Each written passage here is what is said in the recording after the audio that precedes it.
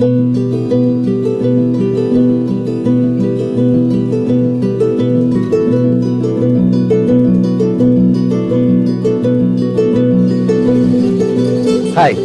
welcome to our next episode of Diminishing Communities in India. Did you know that Judaism was one of the first foreign religions to arrive in India?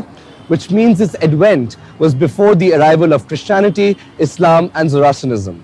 So today, let's explore the history and culture of the Jews in India, especially the Bene Israelis living in Maharashtra. The Jewish community in India is divided into three main groups. The largest are the Bene Israelis, settled mainly in and around Mumbai and Pune. The Baghdadis or Middle Eastern Jews from Iraq, who largely settled in Calcutta and Mumbai, and the Cochin Jews. The Bene Israeli Jewish community of Bombay, who migrated from the Konkan villages south of Bombay, are believed to be the descendants of the Jews of Israel who were shipwrecked off the Konkan coast, probably 2000 years ago. The 14 survivors, 7 men and 7 women, are considered to be the forefathers of the community, which eventually settled in the villages of West Maharashtra.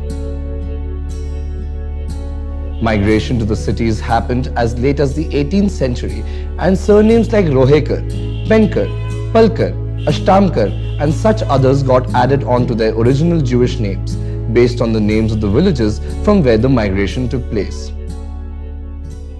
According to 1951 census, there were around 35,000 Jews in India. Today there are less than 5,000. The main reason for these diminishing numbers can wholly be attributed to their steady migration to Israel. The reasons range from religion to better economic prospects and even finding Jewish matches for their children. Bene Israeli families like that of Jacob and Silvana are perfect examples of the cultural fusion that the Jewish community in India has undergone. While they both religiously follow their age-old traditions like lighting the candle and chanting evening prayers in Hebrew, local influences can clearly be seen in their dressing, food and everyday language. They also observe Shabbat, their day of rest on Saturday, which starts with drinking wine and feasting on Friday evening.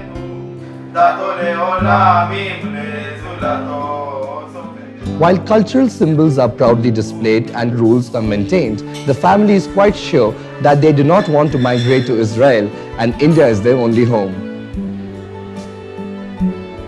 It's a ceremony where the bridegroom is getting ready to go to the synagogue. The adoption of Indian customs by the Jews is most evident in marriage ceremonies. Haldi and Bidai ceremonies, wearing the Mangal Sutra, conducting the wedding under a canopy and applying mehendi on the hands and feet of the bride is a common sight in any present-day Jewish marriage in India. Some even cover their face with a sehra like Maharashtrian Hindu brides. The Jews were prominent members of Indian society at one point of time. Their professions range from top business owners to government officials, physicians, academicians and even lawyers. Some of the notable Jewish personalities in India include the famous Indian actress Nadira, the Sassoon family of Mumbai, known for their philanthropy, and also Dr. E. Moses, the former mayor of Mumbai.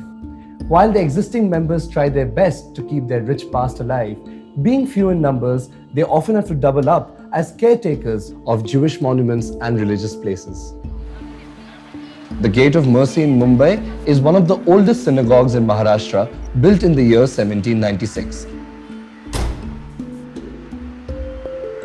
Today it lies almost abandoned except for some curious tourists from around the world.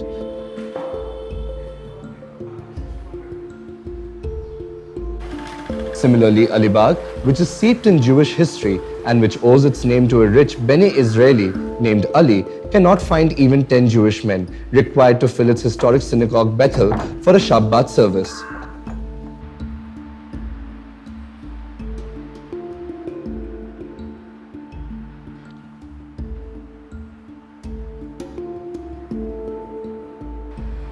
Its caretaker, Benjamin David Vaskar, is an oil presser by profession.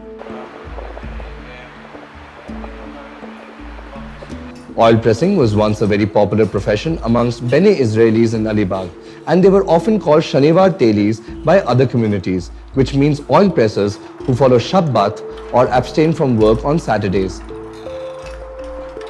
Today, David is the only oil presser left in his village, and in all probability, he will be the last. So this was a short glimpse of yet another diminishing community which migrated to India, seamlessly and peacefully merging with all the other communities around them. At the same time, they made their own unique place with their cultural practices and contributions to the society. Thank you so much for watching, and please do stay tuned into this space as we bring you closer to these communities who have traveled long distances of time over the pages of history to live with you. This is your host Rajeshwar signing off. Until next time, see you.